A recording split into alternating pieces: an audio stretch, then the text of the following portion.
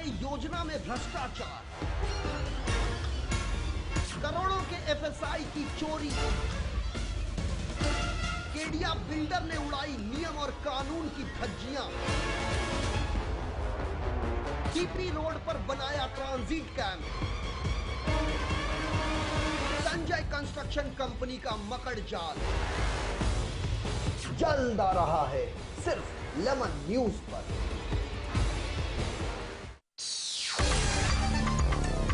न कोरी बहस, न तर्कहीन बकवास, सच से हो।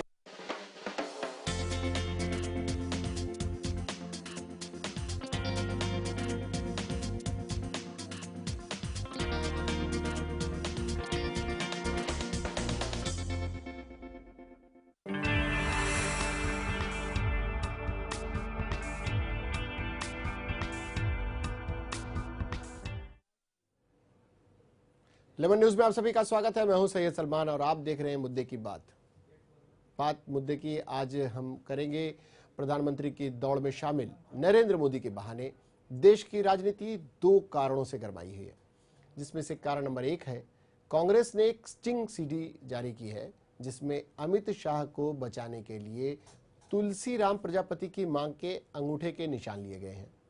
और दूसरा बड़ा कारण है बड़ा धमाका। कभी गुजरात सरकार की आंखों का तारा रहे वंजारा ने एक पत्र के माध्यम से राजनीति में बड़ा भूचाल खड़ा कर दिया है। और आज मुद्दे की बात इसी विषय पर, और इस विषय पर हमारे साथ बात करने के लिए फिलहाल स्टूडियो में हमारे साथ मौजूद हैं मीरा सिद्दीकी साहब जो समाजवादी पार्टी के महासचिव हैं, और हमारे साथ हैं निश्चय दीक्षित साहब जो एडवोकेट हैं हाई कोर्ट। आप दोनों का बहुत बहुत स्वागत है।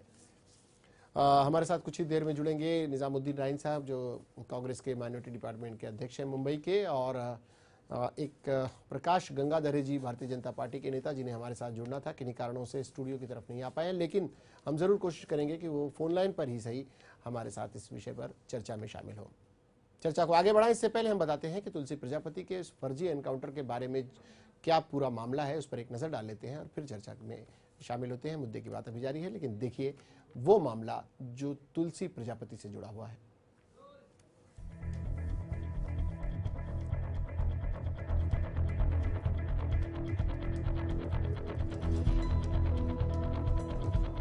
अट्ठाईस दिसंबर 2006 को बनासकांठा के छपरी गांव में फर्जी एनकाउंटर में तुलसी राम प्रजापति को मार गिराया गया। तुलसी राम सोहराबुद्दीन शेख का सहयोगी भी था और उसके एनकाउंटर का चश्मदीद भी था। उसके एनकाउंटर को लेकर एक खोजी पत्रकार पुष्प कुमार ने एक स्टिंग ऑपरेशन किया, और ये स्टिंग किया गया बीजेपी के 3 बड़े नेताओं पर, और वो हैं प्रकाश जावड़ेकर, भूपेंद्र यादव और पार्टी के महामंत्री रामलाल। स्टिंग ऑपरेशन में दिखाया गया कि किस तरह से ये बीजेपी की तिकड़ी इस पूरी प्रक्रिया की साजिश का हिस्सा है। जहां जावड़ेकर सीडी में ये दावा कर रहे हैं कि उन्होंने इस ऑपरेशन की जानकारी नरेंद्र मोदी को दे दी है, और मोदी ने कहा है कि हमें अमित शाह को रिपोर्ट करनी है, जो उस समय राज्य के गृह मंत्री थे। इस स्टिंग के बाद पुष्प कुमार ने अप्रैल 2011 में सुप्रीम कोर्ट में इस मामले में हलफनामा दायर कर मामले की सीबीआई जांच की मांग की, और 2012 में मामले की सुप्रीम कोर्ट में चार्जशीट दायर कर दी गई। उधर इस स्टिंग को लेकर कांग्रेस ने बीजेपी पर यह आरोप भी लगाया कि बीजेपी के कुछ नेता अमित शाह के खिलाफ चल रही अदालती कार्रवाई को प्रभावित करने की साजिश रच रहे हैं। स्टिंग की सीडी को जारी करते हुए कांग्रेस मीडिया सेल के प्रमुख अजय माकन ने आरोप लगाया कि किस तरह से अमित शाह को बचाने के लिए तुलसीराम की मां को भ्रमित कर उनसे कोरे वकालतनामे पर अंगूठा लगवाया गया। हालांकि वकालतनामे के इस्तेमाल की अब तक कोई जानकारी किसी के पास नहीं है। मामले की सीबीआई जांच चल रही है, और सीबीआई के मुताबिक तुलसी प्रजापति की मौत एक राजनीतिक हत्या थी, जिसे पूरी साजिश के साथ अंजाम दिया गया। Bureau report, lemon news. ये वो मामला है जिसपे तुलसी प्रजापति के खिलाफ एक एनकाउंटर हुआ। इससे पहले सोहराबुद्दीन का मामला हुआ था, जिसका एकमात्र गवाह तुलसी प्रजापति था। और तुलसी प्रजापति के एनकाउंटर के बाद जिस तरह से उंगलियां उठनी शुरू हुई अमित शाह पर, अमित शाह हैं कभी और आज भी नरेंद्र मोदी की आंखों के तारे। उत्तर प्रदेश का विभाग दिया गया है उन्हें। उत्तर प्रदेश भारतीय जनता पार्टी के इस वक्त वो प्रभारी हैं भारतीय जनता पार्टी की कमान उन्हें उत्तर प्रदेश में दी गई है। सरकार लाने के लिए जिस तरह से भारतीय जनता पार्टी बेताब है, अपने सभी सजग, सचेत और तेज तर्रार मोहरों को हर तरह से इस्तेमाल कर रही है, जिसका सबसे बड़ा रूप देखने को मिल रहा है नरेंद्र मोदी के रूप में, जिन्हें भारतीय जनता पार्टी ने अपना असली चेहरा बनाकर पेश किया है और उन्हें चुनाव समिति का प्रमुख बनाया गया है। वो सब कुछ देखेंगे, उन्हीं के इशारों पर सब कुछ चल रहा है। एक तरह से अध्यक्ष भले ही राजनाथ सिंह हो, लेकिन भारतीय जनता पार्टी का मूल चेहरा बनाकर जिसे पेश किया जा रहा है वो नरेंद्र मोदी, और नरेंद्र मोदी के खासम खास अमित शाह। अमित शाह को भारतीय जनता पार्टी ने जब उत्तर प्रदेश का प्रभारी बनाया, काफ़ी विरोध हुआ, लेकिन उसके बावजूद उत्तर प्रदेश की कमान उन्हें ही सौंपी गई। आज विषय यही अमित शाह और दूसरा हमने कहा कि वंजारा, ये दो कारण। हम आपको एक कारण तो बता चुके कि ये मामला क्या था। हम आपको बताते चलें कि सीडी बंजारा, जो बंजारा डीजी बंजारा का वो पत्र बताते हैं कि उन्होंने लिखा क्या है। दरअसल पूरी बातचीत इन्हीं दो मुद्दों को लेकर, एक अमित शाह और दूसरा डीजी बंजारा का पत्र, कहीं ना कहीं भारतीय जनता पार्टी और नरेंद्र मोदी निशाने पर। इसी विषय पर चर्चा हम करेंगे। दिखाते हैं, पहले आपको बंजारा का पत्र दिखा लेते हैं और उसके बाद आगे बढ़ते हैं।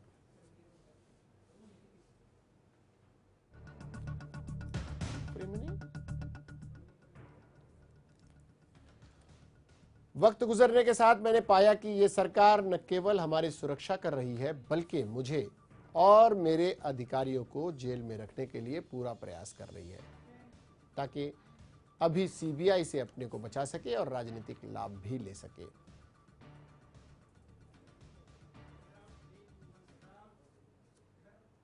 ये बहुत छोटा सा अंश है, बहुत लंबी चौड़ी 10 पन्नों की चिट्ठी लिखी है बंजारा ने। हमारे साथ इस वक्त 3 लोग मौजूद हैं। हमारे साथ हैं निश्चय दीक्षित साहब हैं, एडवोकेट हाई कोर्ट। हमारे साथ है मेरा सिद्दीकी साहब, और हमारे साथ जुड़ गए हैं निजामुद्दीन राइन साहब, मुंबई कांग्रेस के माइनॉरिटी डिपार्टमेंट के अध्यक्ष हैं।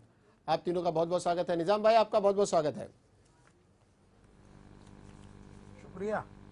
निजाम साहब, ये सीडी का क्या मामला है? कांग्रेस ने जिस तरह से तेजी से बढ़ती लोकप्रियता है, लोकप्रिय बताया जा रहा है, नरेंद्र मोदी को हर तरह से घेरने की तैयारियों में लगी हुई है। ये सीडी का क्या मामला है? देखिए, ऐसा है कि नरेंद्र मोदी को कांग्रेस कहीं घेरने की कोशिश नहीं करती। वो अपने आप विवादों में खुद घिरे हुए हैं, क्योंकि वो खुद अपराधी हैं, इसलिए उनको घिरने न और उनको घेरने का कहीं प्रश्न नहीं आता। कांग्रेस उन्हें घेरने की कभी कोशिश नहीं करती। निजाम साहब, एक सीडी निकलती है, एक सीडी आती है हर जगह जी। ये सीडी कांग्रेस के मुख्यालय से ही जारी की जाती है, तो कांग्रेस कैसे नहीं इसे घेरना चाह रही? देखिए, जो विषय, जो चीजें जानकारी होती है, जो चीजें कहीं भी कुछ दिखाई देगी या कुछ होगा, तो उसे देश को जानने का अधिकार है। अगर देश को जानने का अधिकार है तो कांग्रेस अगर अपने दफ्तर से कोई सीडी जारी करती है या लोगों को भेजती है तो जानकारी के लिए ही भेजती है ना जी। बगैर जानकारी कोई चीज तो नहीं भेज रही जी। कोई मनगढ़ंत कोई चीज है नहीं जी। ये क्या मामला है? जो भी चीजें हैं वो उनके ऊपर ही है ना, उनकी सीडी के माध्यम से क्या बताना चाह रही है कांग्रेस? और उस सीडी में ऐसा क्या है जो ऐसा लगता है आपको कि वो आने वाले दिनों में सरदर्द बन सकता है नरेंद्र मोदी के लिए और कुछ लाभ मिल सकता है कांग्रेस को?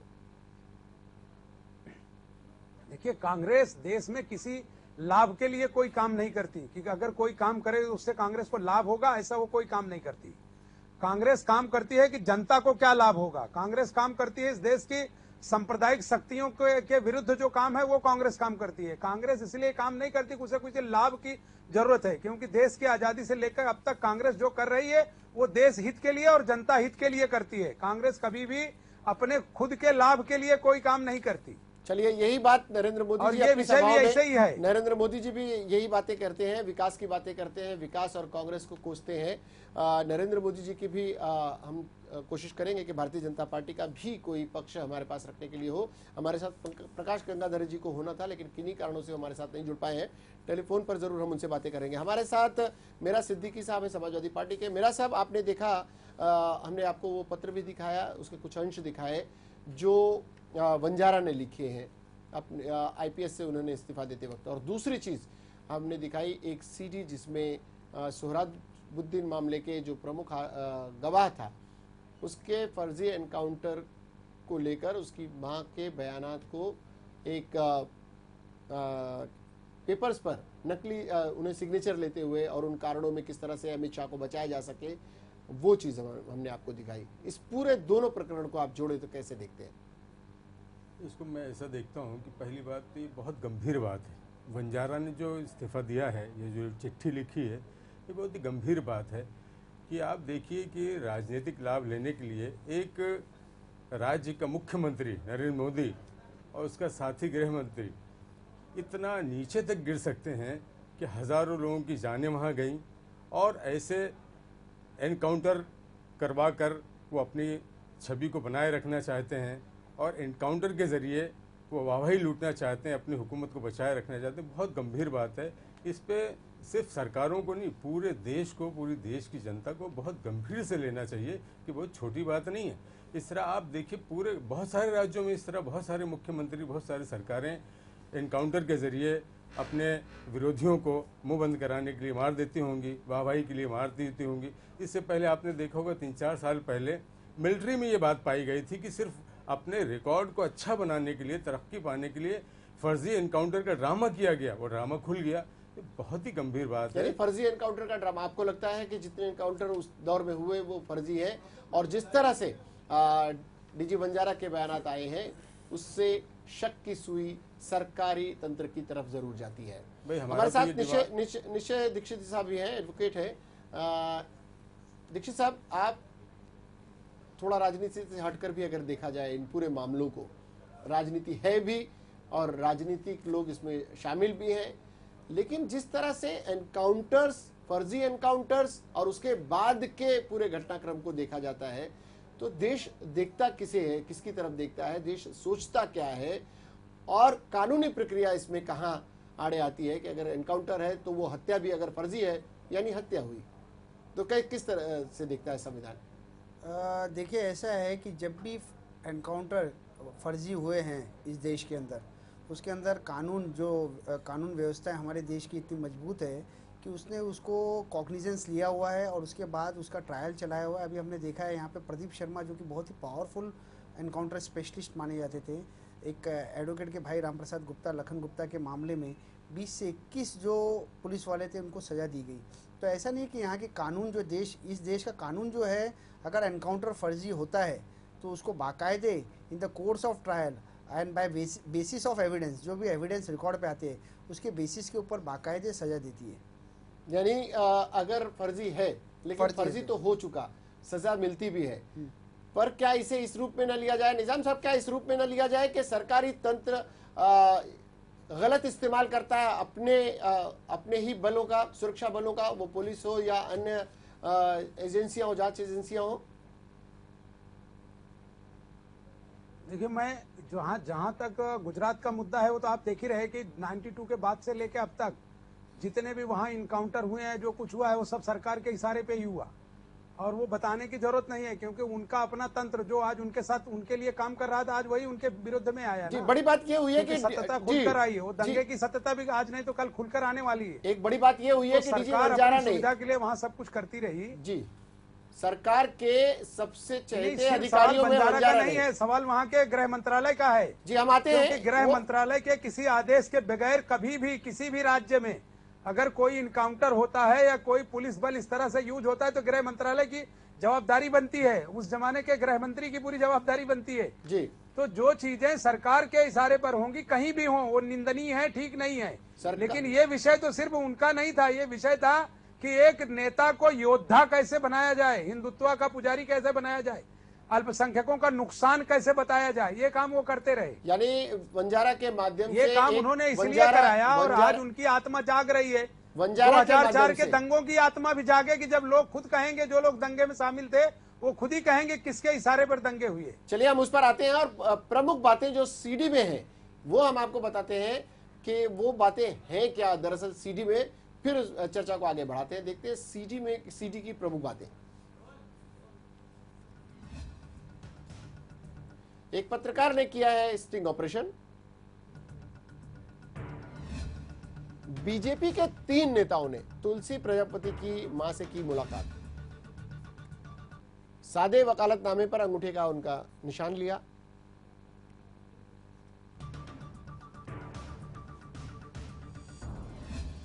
अट्ठाईस दिसंबर 2006 को एक मुठभेड़ में तुलसी प्रजापति की मौत हुई थी।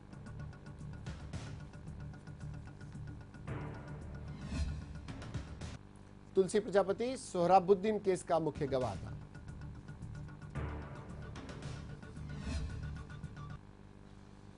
सोहराबुद्दीन और उसकी पत्नी कौसर बी की 2005 में मुठभेड़ में हत्या कर दी गई थी। उन्हें मुठभेड़ में मार गिराया गया था।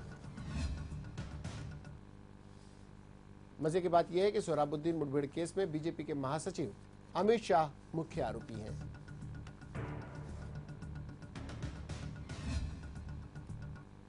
सुप्रीम कोर्ट ने इन दोनों मामलों को एक साथ जोड़ दिया।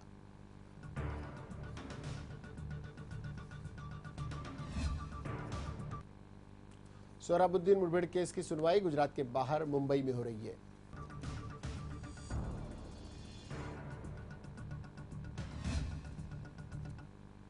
सोहराबुद्दीन मुठभेड़ केस में मुख्य आरोपी अमित शाह जमानत पर बाहर है।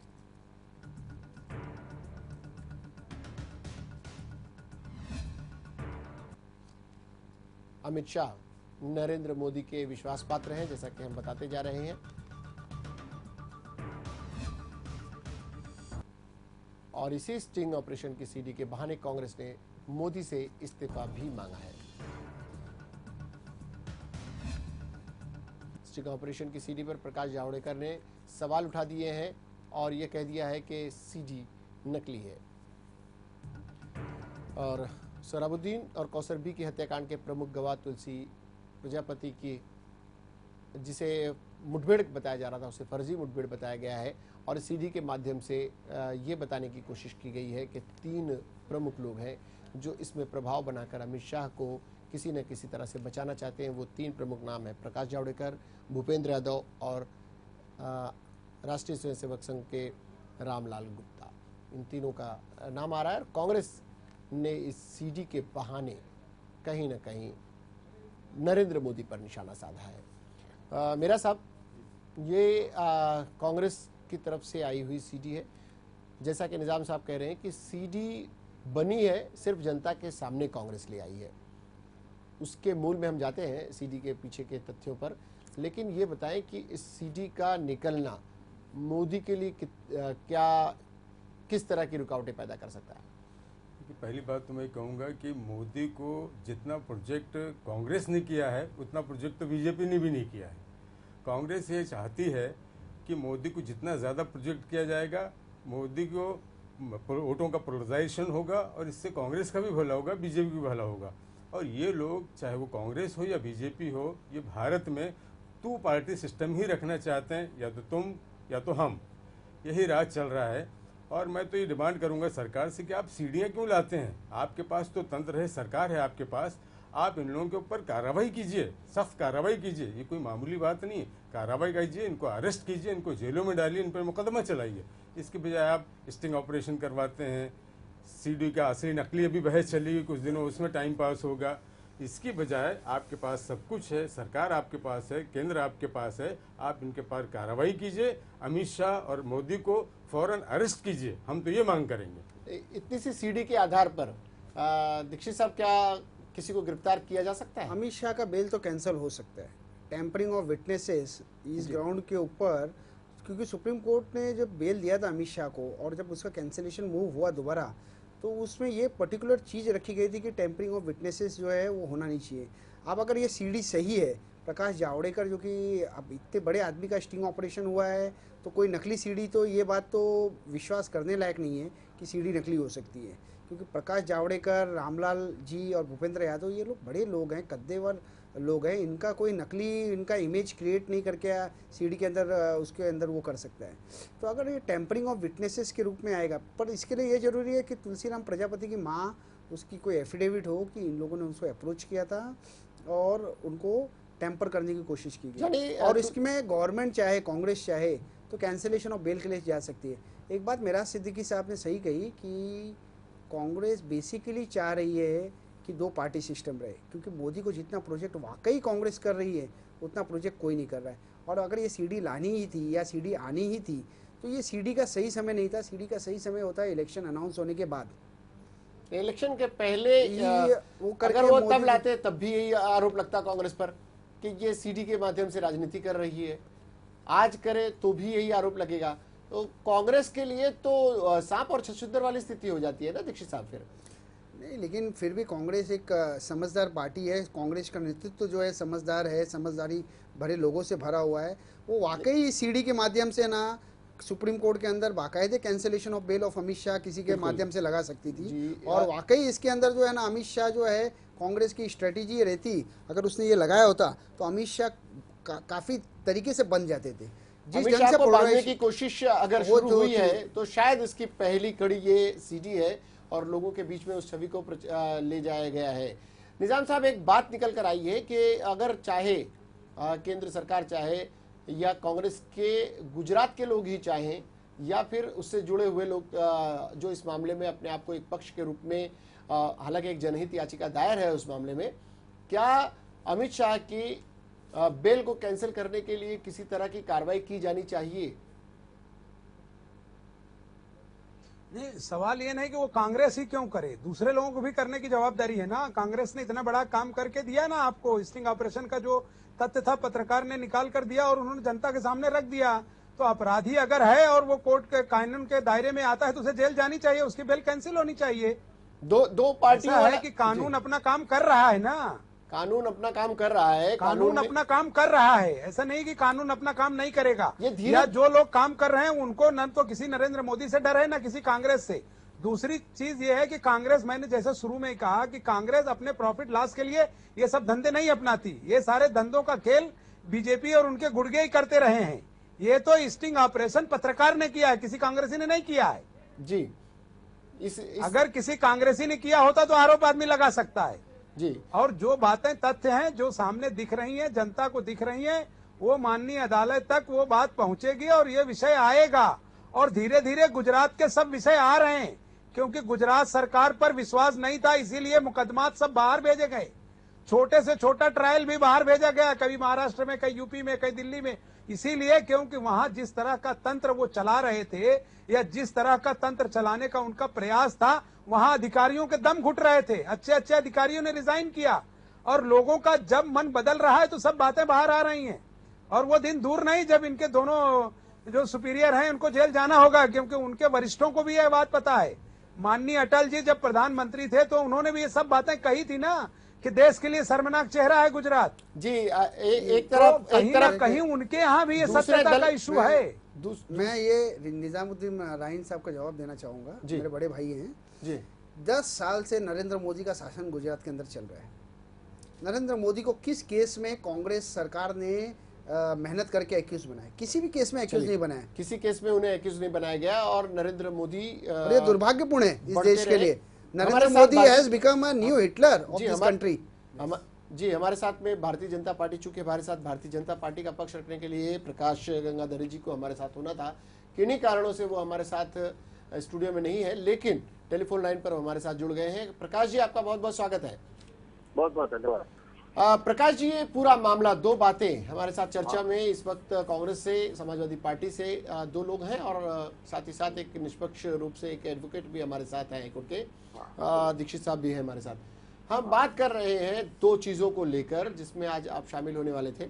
चर्चा सोहराबुद्दीन और तुलसी प्रजापति के फेक एनकाउंटर के मामले को लेकर जिस तरह की सीडी आई है, जिसमें भारतीय जनता पार्टी और आरएसएस के लोगों को उस साजिश में शामिल होते हुए दिखाया गया है बातचीत को, और इसमें प्रकाश जावड़ेकर जैसी बड़ी शख्सियत को भी घेरने की कोशिश हुई है। कांग्रेस ने उस सीडी को जनता के सामने लाया है, माकन साहब ने। क्या आपको लगता है कि इस बहाने कांग्रेस अमित शाह पर निशाना साध रही है? दूसरी तरफ बंजारा का एक 10 पन्नों का पत्र आता है, वो भी अपनी भड़ास पूरी तरह से निकालते हैं उस सरकार के प्रति जिसके कभी वो चहेते अधिकारी रहे हैं। क्या सोचते हैं आप, क्या सोचती है भारतीय जनता पार्टी? बिल्कुल कांग्रेस सरकार की नाकामी है कि गुजरात सरकार एक कार्यक्षम सरकार है और उनको नरेंद्र मोदी की जो लोकप्रियता दिन पे दिन बढ़ती जा रही है, जो तीसरे बार गुजरात के मुख्यमंत्री बने हैं, और इसलिए कांग्रेस सरकार के नाकामी के अनुसार ये षड्यंत्र हो रहा है कि नरेंद्र मोदी को किस तरह से फंसाया जाए, और बाकी इसमें कुछ नहीं है। भविष्य में नरेंद्र मोदी हिंदुस्तान के प्राइम मिनिस्टर होने वाले हैं और इसलिए कांग्रेस सरकार में घबराहट है और इसलिए कुछ न कुछ बहाना निकालकर उनके ऊपर षड्यंत्र। तो क्या कांग्रेस का कोई आदमी जाके बंजारा के हाथ से चिट्ठी लिखा के दे दिया क्या? गुजरात सरकार का सलमान जी गुजरात इनसे पूछिए कि कांग्रेस का कोई आदमी बंजारा के साथ जेल में गया था क्या प्रकाश जी चिट्ठी लिखाने? प्रकाश साहब, एक सवाल निजामुद्दीन राइन साहब का आपसे है और ये सवाल सभी लोग जानना चाहेंगे। निजामुद्दीन साहब आप अपनी बात रखें, प्रकाश जी सुन रहे हैं। नहीं, मैं उनसे पूछना चाहता हूं धर जी से कि उनसे पूछिए कि नरेंद्र मोदी जी की वो बात कर रहे हैं, हम तो नरेंद्र मोदी के डिस्कशन में नहीं है, हम तो उसके बंजारा की चिट्ठी के डिस्कशन में है। उनसे पूछिए कि उसमें कांग्रेस कौन सी साजिश करने गई थी? चिट्ठी कांग्रेस ने हाथ से लिखा कि वहां कोई कांग्रेसी जाके उसके दिमाग में घुस गया बंजारा के और बंजारा से कहा कि तुम चिट्ठी लिख दो? अरे बेशर्मी की बात कहिए, बंद करें। और बीजेपी को जो ट्रेनिंग है झूठ बोलने की, उनको बोलिए झूठ बोलना बंद कर दें। सत्यता बाहर आ रही है, इससे लोकप्रियता बढ़ती नहीं है। बंजारा साहब अभी तक क्यों नहीं बात किया? अरे लाल कृष्णा, अब ये तो नरेंद्र मोदी को पता होगा कितने साल बंजारा क्यों नहीं बोले। गंगाधर जी को पूछिए जो काम नरेंद्र मोदी जी ने लाल कृष्ण आडवाणी। बंजारा आज जेल में है तो किसकी वजह से है? नहीं नहीं नहीं नहीं नहीं नहीं नहीं लाल नरेंद्र मोदी उनको जेल में रखने को तैयार नहीं थे, उनको हर जगह लेके घूमते थे। लाल कृष्ण आडवाणी के साथ बंजारा चिट्ठी लिख रहे हैं तो बंजारा की चिट्ठी पर भी समझ रही है, देश भी देख रहा है, और आपकी बेशर्मी और आपका झूठ भी बाहर आ रहा है कि आरोप लगा देने से आरोप नहीं होता। उसके इनकाउंटर में डायरेक्ट अमित शाह का इन्वॉल्वमेंट है, ये बात कोर्ट ने एक्सेप्ट किया। प्रकाश जी कुछ कह रहे हैं, उनकी बात सुन लेते हैं। प्रकाश जी कुछ कह रहे हैं। प्रकाश जी, अभी तक बंजारा इतना साल हो गया है, क्यों ने बात की? सवाल यही है प्रकाश जी कि अचानक बंजारा निकला क्यों? उनको कैसे चिट्ठी लिखते थे? बंजारा को नरेंद्र मोदी का, सलमान जी बहुत सीधी सी बात है, आसान बात है। देखिए बहुत आसान सलमान बात है। भाई, अब तक के नरेंद्र मोदी जी ने उनको झूठा आश्वासन दे के रखा होगा कि हम आपको सबको बाहर निकाल लेंगे, हम मुख्यमंत्री। नरेंद्र मोदी का जो कैरेक्टर था लाल कृष्ण आडवाणी वाले मैटर में, जो अपने गुरु का नहीं हुआ, वो बंजारा का क्या होगा? ये बंजारा को समझ में आ गया गोवा के अधिवेशन के बाद कि जो लाल कृष्ण आडवाणी का नहीं हो सकता, जिसने उसको पॉलिटिकली स्टैब्लिश किया, जो अटल बिहारी वाजपेयी जी का नहीं हो सकता, जो किसी का नहीं हो सकता, तो उन्होंने बंजारा को समझ में आ गया कि मेरा क्या होगा, तो वही उन्होंने किया। उन्होंने रिजर्वेशन के साथ प्रकाश उनको बताया मेरा भगवान मुझे नहीं बचाया। प्रकाश जी इसे आप कैसे? सरकार का विषय है और इसलिए गुजरात सरकार ये राष्ट्र का विषय है। प्रकाश जी, नरेंद्र मोदी राष्ट्र के लिए लड़ रहे हैं, इस समय राष्ट्रीय स्तर पे लड़ रहे हैं, गुजरात का विषय नहीं है ये। उनके मुख्यमंत्री कार्यक्रम है, वो सरकार कार्यक्रम है, इसमें ये कोर्ट का मैटर है, इसलिए हम ज्यादा बात करना नहीं चाहते। नहीं प्रकाश जी, क्या है कि मामला कोर्ट में है, जब आपके मुंह पे कालिख लग जाए तो आप बात करने से इनकार नरेंद्र मोदी को इस्तीफा दे देना चाहिए खुद ही। ये तो शर्मनाक बात है। पोल खोल के बंजारा ने रख दी है और बंजारा झूठ क्यों बोलेगा? नरेंद्र मोदी को चाह है, इसलिए इस्तीफे की बात ही नहीं हो सकती है। खाली फेसबुक और ट्विटर पे नरेंद्र मोदी को चाहा जा रहा है, वोट में नहीं। वोट में कन्वर्ट, अगर वोट में नरेंद्र मोदी को चाहा जाता तो 25 के 25 लोकसभा सीट नरेंद्र मोदी को मिलते गुजरात को। ऐसा नहीं हुआ है, खाली 5% का डिफरेंस है प्रकाश जी। नेशनल लेवल के इलेक्शन में पता चल जाएगा नरेंद्र मोदी कहाँ पे है करके। ये तो क्या है, आप लोगों की भावनाओं से खेलते हैं। वोट तो आपको इसलिए नहीं मिलता कि लोग आपको मोहब्बत में देते हैं, आप लोगों की भावनाओं से खेलते हैं। प्रकाश जी की बातें सुनते हैं, प्रकाश जी की बातों को भी सुन लेते हैं। प्रकाश जी आप क्या कह रहे थे? प्रकाश गंगाधर जी। जी जी हेलो, आप प्रकाश जी आप कुछ कह रहे थे। गुजरात के जनता ने नरेंद्र मोदी को चाहा, इसलिए तीसरे बार वो मुख्यमंत्री बने हैं। ये सब छोटी छोटी बातें हैं, वो गुजरात सरकार के अंदर है, वो कोर्ट का मैटर है, इसलिए हम इसके ऊपर ज्यादा बातें नहीं बात करना गुजरात चाहते। की प्रकाश जी आपकी बात सही है कि बात ये गुजरात की है, लेकिन प्रकाश के बंजारा चिट्ठी लिखता है, इसका मतलब क्या होता है? तो कोई तो कुछ षड्यंत्र है। दोनों बातें हैं ना, दोनों तरफ से सोचा जाए कि 5 साल तक 6 साल तक वो आदमी चुप रहता है और जेल के शीशों के पीछे होता है और अचानक वो खड़ा होता है, तो उसके पीछे 2 कारण हो सकते हैं। एक, भविष्य में पता चलेगा, इसके लिए इसके ऊपर हम ज्यादा बातें नहीं करना चाहते जी। यानी नरेंद्र मोदी को लेकर जिस तरह आपको लगता है कि अमित शाह और नरेंद्र मोदी को घेरने की कोशिश बंजारा के माध्यम से भी होगी, आपको लगता है प्रकाश जी? प्रकाश गंगाधर जी से शायद हमारा संपर्क टूटा है और वो कुछ प्रकाश जी, प्रकाश गंगाधर जी से बात नहीं हो पा रही है। शायद वो इस विषय पर ज्यादा बात करने के पक्ष में नहीं है, बोलेंगे फिर भी कुछ वो अपनी बातें, भारतीय जनता पार्टी के अन्य नेताओं से भी कोशिश की गई थी कि वो हमारे साथ हो, लेकिन चूंकि उनका पुणे में कार्यक्रम है और इस वजह से अधिकांश मुंबई और महाराष्ट्र के बड़े नेताओं का जमावड़ा लगा हुआ है। प्रकाश गंगाधर जी तैयार हुए थे, लेकिन किन्हीं कारणों से वो भी हमारे बीच पहुंच नहीं पाए। लेकिन हम आपको दिखाते हैं कि चूंकि निजाम साहब हमारे साथ बने हुए हैं, हमारे साथ मेरा सिद्दीकी साहब हैं, दीक्षित साहब भी हमारे साथ एडवोकेट हाई कोर्ट बने हुए हैं। हम दिखाते हैं कि अजय माकन जी ने कहा क्या इस विषय पर, सीडी के बाद उनकी क्या प्रतिक्रिया थी, वो हम देख लेते हैं। इसकी जांच होनी चाहिए इस सीडी के अंदर, लेकिन जांच प्रक्रिया जब चल रही है तो वो मुख्यमंत्री कैसे रह सकते हैं अपनी कुर्सी के ऊपर, जिनके खुद के टाइम के ऊपर मिनिस्टर रहे हुए उनके ऊपर इस प्रकार के आरोप, गंभीर आरोप इस प्रकार से लग रहे हैं। और किस तरीके से एनकाउंटर करके प्रजापति की हत्या कर दी गई, किस प्रकार से उसके बाद राज सत्ता का दुरुपयोग करके किस प्रकार से न्यायिक प्रक्रिया के अंदर हस्तक्षेप करने की कोशिश की गई, ये शायद राजनीतिक स्तर के ऊपर, इतने बड़े लेवल के ऊपर आज तक के हमारे हिंदुस्तान के इतिहास में शायद कभी भी नहीं हुआ होगा कि भारतीय जनता पार्टी के वरिष्ठ नेता किस प्रकार से राजनीतिक हस्तक्षेप करके, राजनीति का अपना इस्तेमाल करके न्यायिक प्रक्रिया को अफेक्ट कर रहे हैं। मैं समझता हूं कि इसकी पूरी जांच होनी चाहिए। इसको जैसे पुनिया जी ने कहा, बिल्कुल सीबीआई से इसकी जांच होनी चाहिए। ये कहते हैं कि मोदी से बात हो गई है और उन्होंने कहा कि जो भी सेटलमेंट है, जो बात करनी है, तो अमित शाह से की जाए। तो अमित शाह को जानकारी है, नरेंद्र मोदी को जानकारी है, प्रकाश जावड़ेकर जी और भूपेंद्र यादव जी वो उनको जानकारी है, और जानकारी है बल्कि उनके द्वारा पूरा षड्यंत्र किया गया है।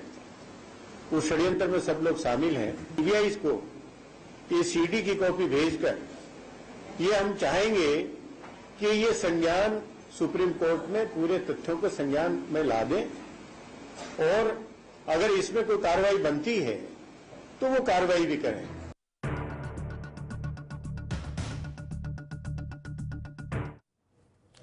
ये पीएल पुनिया और अजय माकन के वो बयान जो कांग्रेस की तरफ से आए हैं।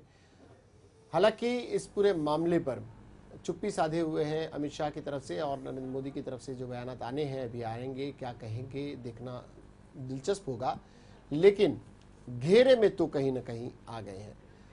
एक बात मेरा सिद्दीकी साहब आपकी थोड़ा सा विस्तार से अगर समझाना चाहें, ये 2 पार्टियों वाली सिस्टम पर आपने आरोप लगाया था, इसमें कितनी सच्चाई है? क्योंकि जब भारतीय जनता पार्टी पर अटैक करने की बात आती है, कांग्रेस न करे तो आप कहते हैं कि कांग्रेस नहीं कर रही है, कांग्रेस खामोश है। कांग्रेस करती है तो अन्य दलों का ये होता है कि ये नूरा किश्ती चल रही है, दो पार्टी के सिद्धांत पर बात चल रही है। तो इसके पीछे क्या क्षेत्रीय दलों की क्या रणनीति है? क्षेत्रीय दल आखिर चाहते क्या है? देखिए, ऐसा है कि अभी निजाम साहब ने एक बात कही थी कि कांग्रेस जो है हमेशा सांप्रदायिक शक्तियों को दबाने की कोशिश करती। तो मैं इनसे पूछना चाहता हूँ, ये पूरी कांग्रेस से हम ये जानना चाहते हैं कि आखिर वो सांप्रदायिक शक्तियाँ जिनके पास सिर्फ 2 सीट हुआ करती थीं, आखिर भारत के 5 साल तक राज कैसे कर लिया उन्होंने? इतनी ज़्यादा सीटें कैसे आ गई? भारतीय जनता पार्टी को बढ़वाने वाला कौन है? सांप्रदायिक शक्तियों के अगर ये लोग खिलाफ हैं, अगर ये लोग नकेल कसते हैं, तो फिर ये शक्तियाँ बढ़ी कैसे आगे? इसके जिम्मेदार कौन है? क्या हुआ कि अचानक ये शक्तियाँ बढ़ने लग गई हैं? जाहिर सी बात है, ये एक तरफ यहाँ एक तरफ वहाँ पूरा नूरा कुश्ती करते हैं। आप कहीं भी देख लीजिए पूरे भारत में। सिंपल सी बात यह है कि अभी नरेंद्र मोदी वाला मामला कौन प्रोजेक्ट कर रहा है? सबसे ज़्यादा प्रोजेक्शन नरेंद्र मोदी को कांग्रेस कर रही है, क्योंकि इसका लाभ भी, जितना लाभ बीजेपी को मिलने वाला है उससे कहीं ज़्यादा लाभ इसका कांग्रेस को मिलने वाला है। तो क्षेत्रीय दल जैसे समाजवादी पार्टी हो गई, बहुजन समाजवादी पार्टी हो गई, जेडीयू हो गई, जनता दल के अन्य घटक दल हो गए, अन्य दलों के लिए फिर बचता क्या है? और आप लोग फिर क्या कर रहे हैं? अगर कांग्रेस करे तो दुश्मन, न करे तो दुश्मन। क्षेत्रीय दल बने क्यों? क्षेत्रीय दल बने क्यों? इसलिए कि कांग्रेस ने इंसाफ नहीं किया। जो करना चाहिए था विकास का काम वो न करते हुए राजनीति किया। जब राजनीति किया तो लोग समझने लगे, और इन्हीं में से भले लोग निकले जो देश के लिए कुछ करना चाहते थे, अपने अपने राज्यों के लिए कुछ करना चाहते थे। उन्होंने क्षेत्रीय पार्टियां बनाई और लोगों ने साथ दिया। लोगों के सामने कांग्रेस का चेहरा आना शुरू हुआ कि सिर्फ राजनीति करते हैं, अपनी जेबें भरते हैं। आज भी स्विट्जरलैंड में सबसे ज्यादा ब्लैक मनी अगर किसी की तो कांग्रेस के नेताओं की है। खैर वो एक विषय ऐसा है, निजाम साहब, इसमें कितनी सच्चाई है कि 2 दलों के क्या नरेंद्र मोदी को बढ़ावा देने में कांग्रेस का बड़ा हाथ रहा है? ऐसा है कि इस बीच 11 साल तक जो है थर्ड फ्रंट की भी सरकारें रही हैं। गुजराल की रही, देवगौड़ा की रही, मुलायम सिंह जी भी उसमें थे। तो आप उनसे पूछिए कि उन्होंने क्यों नहीं रोक लिया, या उन्होंने कौन सा कदम उठाया था रोकने के लिए? गिराया तो आप ही लोगों ने ना। बातें करना, आप लोगों की बैसाखी पे चली, गिराया आप ही लोगों ने। 11 साल सत्ता दिया था, 11 साल जनता ने लोगों को दूर रखा। कांग्रेस ने 11 साल सत्ता में थी, तो 11 साल में इन्होंने क्या कर लिया? नहीं तो तनहा हुकूमत 11 साल गैर कांग्रेसी सरकारें इस देश में रही, इन्होंने क्या रोक लिया? थर्ड फ्रंट ने। और जब भी इस तरह की घटनाएं हुई इन्हीं के राज्यों में, बाबरी मस्जिद मुलायम सिंह के दौर में गिरी। जब भी कोई मसला आता है तो इन्हीं जैसे लोगों की वजह से आता है, क्योंकि ये दलाली करते हैं सांप्रदायिक शक्तियों की। जहां वोट होते हैं सांप्रदायिक शक्तियों को हटाने वाले, यहाँ ये दूसरा माथापच्ची करने आते हैं कि भाई हम तो जीतेंगे नहीं, लेकिन जीतने भी नहीं देंगे आपको। तो जो सेकुलरिज्म का ढांचा ओढ़कर मुलायम सिंह या क्षेत्रीय दल काम करते हैं, वो हमेशा इस तरह के लोगों को बढ़ावा देते हैं। कांग्रेस की वजह से बीजेपी नहीं बढ़ी, बड़ी मुलायम सिंह की वजह से बीजेपी बड़ी। जो है आप देख लीजिए उत्तर प्रदेश का इतिहास उलट पलट लीजिए, मुसलमानों के लिए क्या पहले और दूसरी सरकार 67 साल हो गए। 67 साल में किसने नहीं किया?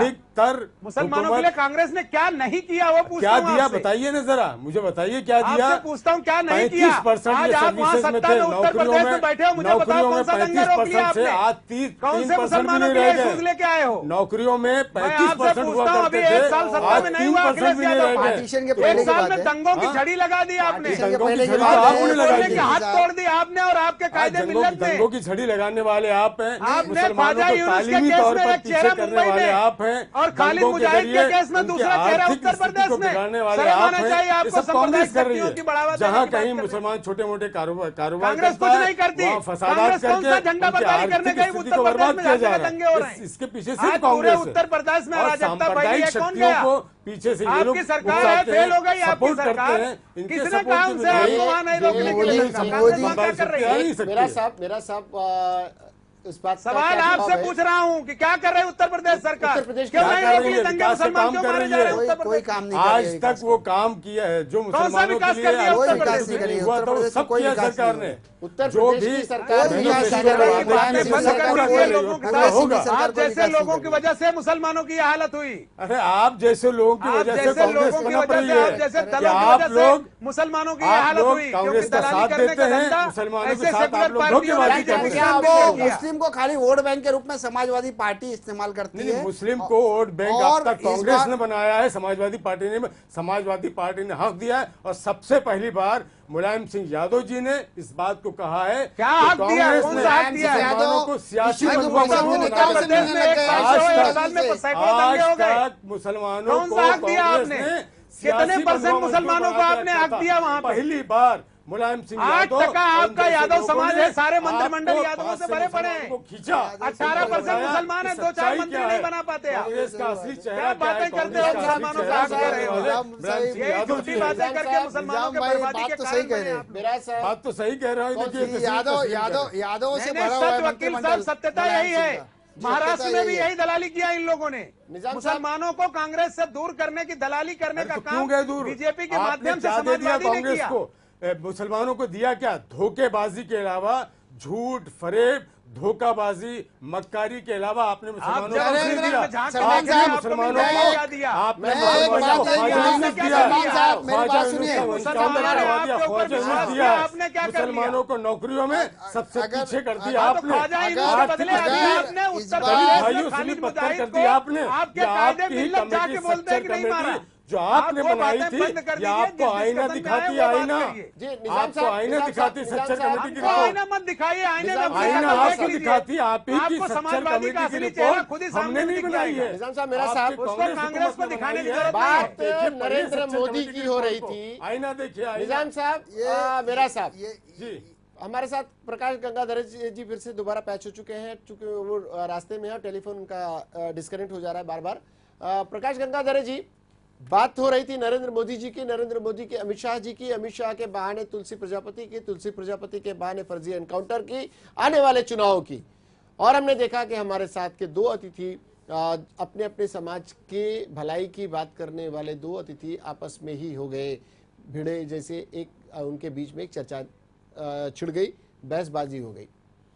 क्या इसी बहसबाजियों का लाभ भारतीय जनता पार्टी को आगामी चुनाव में नहीं मिलेगा? ये लाभ की बातें नहीं है।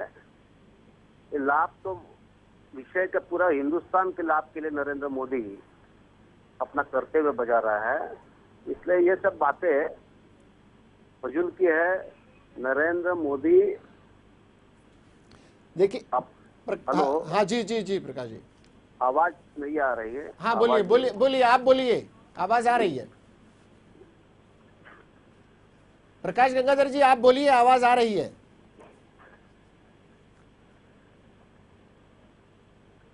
प्रकाश जी, हम तक आवाज आ रही है आपकी, आप बोलिए। प्रकाश गंगाधर जी तक आवाज शायद हमारी नहीं जा पा रही है, उनका आवाज नहीं आ पा रही है, चूंकि वो रास्ते में है, उन्हें हमारे साथ स्टूडियो में होना था, किन्हीं कारणों से हमारे पास नहीं पहुंच पाए, लेकिन टेलीफोन लाइन के माध्यम से अपनी बातें वो रख रहे हैं। दो बातें, एक, भारतीय जनता पार्टी के खिलाफ अगर कांग्रेस कोई बहुत बड़ा एक्शन लेती है तो उसे भी राजनीति से जोड़ा जाता है। दूसरी तरफ अगर भारतीय जनता पार्टी के खिलाफ समाजवादी पार्टी जैसे दल कुछ आक्रामक रवैया अपनाते हैं तो उसे भी नूरा कुश्ती का रूप दिया जाता है। दरअसल ये होता क्या है, न कांग्रेस ठीक से बात कर पाती है, न समाजवादी पार्टी कर पाती है, या न ही अन्य क्षेत्रीय दल कर पाते हैं। जब वो अपने तरीके से बात रखते हैं तो ये भारतीय जनता पार्टी एक तरफ हो जाती है, कांग्रेस और समाजवादी पार्टी जैसे अन्य थर्ड फ्रंट के लोग आपस में ही भिड़ जाते हैं। और क्या ऐसे में, हम दीक्षित साहब के पास बाद में आते हैं और बताएंगे, क्या ऐसे में भारतीय जनता पार्टी को बड़ी आसानी से बढ़त नहीं मिल सकेगी अगर इसी तरह सो कॉल्ड सेकुलर दलों का आपस में, मैं इसीलिए सो कॉल्ड कह रहा हूं क्योंकि मेरे माध्यम से, चैनल के माध्यम से किसी को ये सर्टिफिकेट दिया जाना कि वो सेकुलर है उचित नहीं होगा, लेकिन उसी तरह से मैं सांप्रदायिक कहना भी उचित नहीं है ना। तो सो कॉल्ड इसलिए कहा जा रहा है क्योंकि जो धर्मनिरपेक्ष छवि जिस तरह से पेश की जानी चाहिए थी, कहीं ना कहीं सभी दल उसमें उन पर क्वेश्चन मार्क लगता है। हम प्रकाश जावड़ेकर जी के भी बयान को दिखा लें जो उन्होंने सीडी के बाद दिया है। हम उस पर आ लेते हैं और फिर उसके बाद हम लौटते हैं अपने अतिथियों के पास। देखते हैं प्रकाश जावड़ेकर ने क्या कहा दरअसल उस सीडी को लेकर। पूरी यानी कांग्रेस ने पूरा आरोप ही झूठ के सहारे किया है। ये तो हद हो गया कि कोई पत्रकार हमें मिले, कोई जानकारी दे रहे और हम उससे पूछ रहे, अरे भाई वकालतनामा की जो बात कर रहे हैं तो है कहाँ, और वो कहाँ सबमिट हुआ, क्या हुआ, कुछ नहीं है। बेतुक बातें का मैं क्या जवाब दूं, कुछ नहीं। देखो मैंने तो कुछ देखा नहीं है, मैंने सिंपल बता रहा हूं कि कांग्रेस एक अविश्वसनीय और तोड़ी मरोड़ी सीढ़ी के सहारे राजनीति करने पर उतर आई है। ये उनकी हालत है। और ये प्रकाश जावड़ेकर जी का बयान कि ये तोड़ी मरोड़ी सीडी है। क्या उस सीडी के माध्यम से निजाम साहब ये सच्चाई साबित की जा सकेगी कि इस मामले में भारतीय जनता पार्टी हो रहा है कि इसका मतलब कि कोई सीडी है ना जी, वो कह रहे हैं कि सीडी तोड़ी मड़ोड़ी गई है, इसका मतलब कि सीडी कुछ तो है। अच्छा, उसमें कुछ न कुछ बातें हैं। उनसे पूछिए कि तोड़ी मड़ोड़ी गई तो सीडी तो है उनके पास। लेकिन उस सीडी में जिस वकालतनामे का जिक्र है वो वकालतनामा कहीं अभी तक पेश नहीं किया गया है। सवाल ये है कि पहले तो वो शुरू से नकार रहे थे कि सीडी ही नहीं है, अभी वो कह रहे हैं कि तोड़ी मड़ोड़ी गई है, इसका मतलब कि सीडी बनी है ना। उस सीडी में कुछ न कुछ आपको लगता है तो सीडी नहीं बन गई जी, यानी उसमें अगर उन आरोपों में कुछ 100% करेक्ट है। अमित शाह को बचाने का प्रयास है। जाने के दिन आ रहे हैं, थोड़े दिन इंतजार करिए, जेल में होंगे जी। प्रकाश गंगाधर जी, उस सीडी की बातों पर फिर लौटते हैं। सीडी पर हालांकि प्रकाश जावड़ेकर ने उससे इनकार किया है कि उस सीडी के प्रति उन्होंने भी कांग्रेस पर ही इल्जाम लगाया, जैसा कि आप भी कह रहे थे।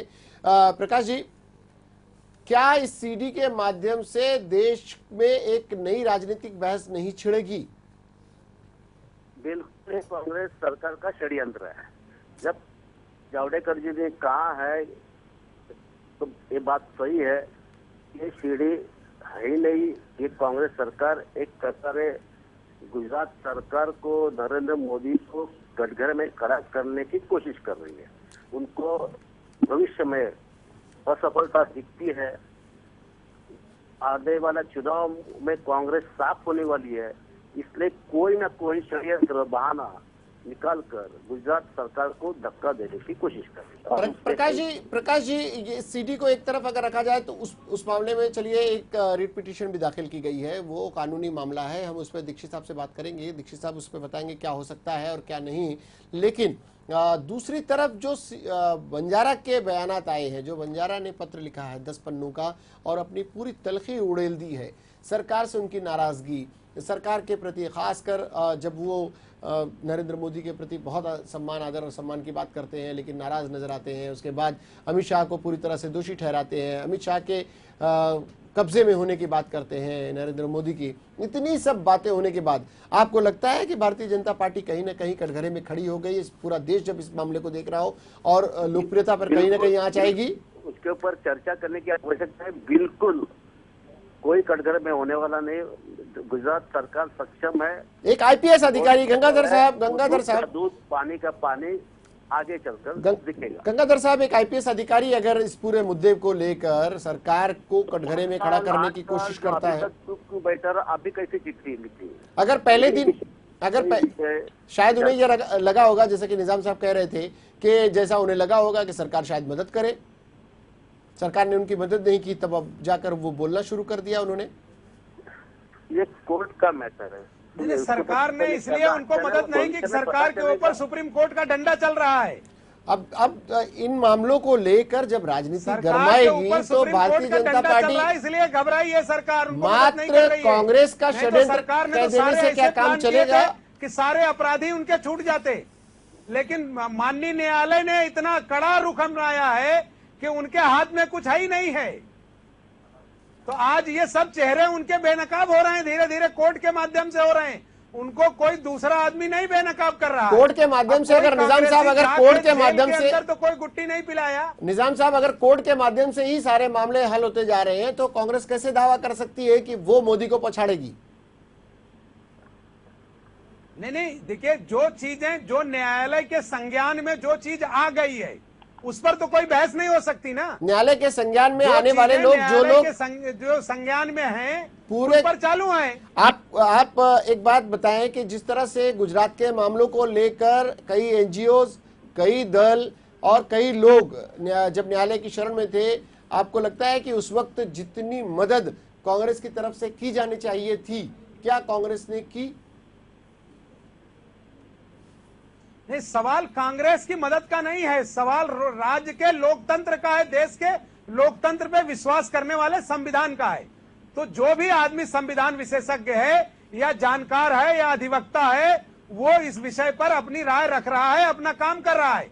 अगर सरकार किसी मामलों में न्यायालय में नहीं गई तो इस देश के जो नागरिक हैं, जो एनजीओज हैं, वो गए और उन पर निर्णय सुप्रीम कोर्ट का, रघुवाई कोर्ट का आया, जिसमें आज उनके लोग कटघरे में खड़े हैं। इन्हीं अमित शाह को जेल जाना पड़ा इसी केस में। जिम्मेदारी सिर्फ एनजीओ की बनती है क्या? सरकार अगर केस नहीं तो क्यों जेल गए?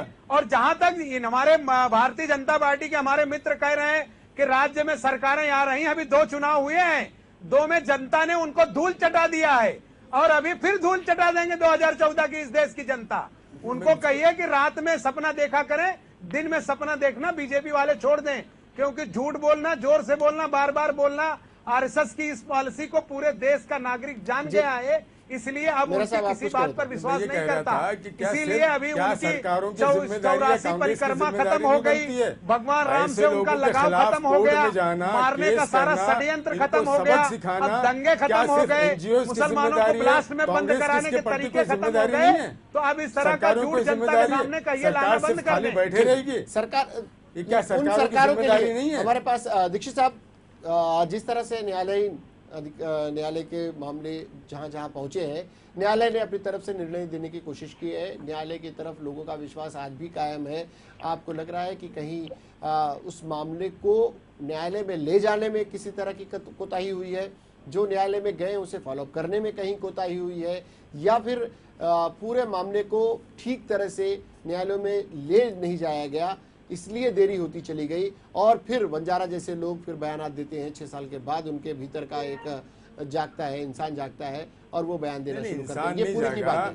बंजारा के भीतर का इंसान नहीं जागा, वो उसने महसूस कर लिया कि नरेंद्र मोदी जो अपने का नहीं हो सकता वो मेरा नहीं हो सकता है, मेरा साथ नहीं देगा, इस डर ने उसको बात किया है। कोई इंसान जागा होगा नहीं अंदर। जी गंगाधर जी, आप कुछ कहना चाहे? प्रकाश गंगाधर जी, आप कुछ कहना चाहेंगे? जो आदमी अभी तक भगवान उनको मानता था, भगवान जैसे समझता था, अब क्या हो गया? भगवान ने धोखा दे दिया, इसलिए बाहर निकला उसका अंदर का वो आदमी। कभी धोखा देता ही नहीं जी। अरे तो ये गलत आदमी को भगवान मानेगा तो यही होगा ना। किसी अच्छे आदमी को भगवान मानता तो कोई बात थी, उसको देखना चाहिए था। इस आरोप जो पर अपने गुरु लोगों को नहीं होता है, अमित शाह के लिए एक आरोप उनका बहुत ही महत्वपूर्ण रहा है, गंगाधर जी, अपना प्रकाश गंगाधर जी, के अमित शाह के लिए बड़े से बड़े वकील, नाम लेना भी उचित नहीं होगा या फिर ले ही लिया जाए, राम जेठमलानी जैसे एडवोकेट को उन्होंने खड़ा किया, लेकिन आईपीएस अधिकारी जो सरकार के नाम पर, सरकार के इशारे पर इस तरह की गतिविधियां को अंजाम दे रहे थे, पाकिस्तानी आतंकवादियों, कथित आतंकवादियों के खिलाफ कार्रवाई कर रहे थे, एनकाउंटर्स कर रहे थे, बिना सरकार की शय के तो नहीं किया होगा, उनके लिए किसी तरह की कानूनी सहायता उपलब्ध कराने की कोशिश नहीं की गई। ये इसे कैसे आप जनता के सामने ले जाएंगे? ये आरोप भी तो बंजारा का है। जी